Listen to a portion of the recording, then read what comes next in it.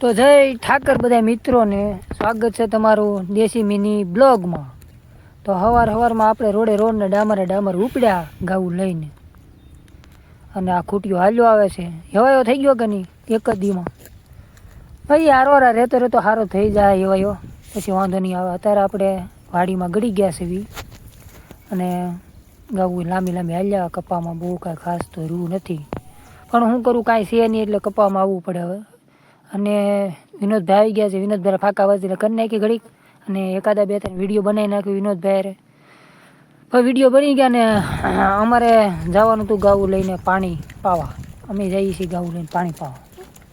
તરસા બહુ થઈ ગયા, તડકો એવો લાગે છે એટલે પાણીએ જવું પડે। જો કે લાદે આવી ગયા, સારો ધરાવણ છે, સરવાનું સારું હતું।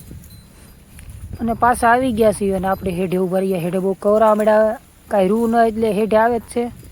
અને જોઈ શકો છો એ વિનોદભાઈ વસાળ ઊભા, વસાળ ઊભું રહેવું પડે, નકર પાડા બાજા કરાય। અને આ હેઠે કોઈ છે નહીં, હું એકલો છું। અને આપણે ઘરે જવાનો ટાઈમ થઈ ગયો એટલે આપણે ઉપડી ગયા રોડને ડામર ઘરે જવા।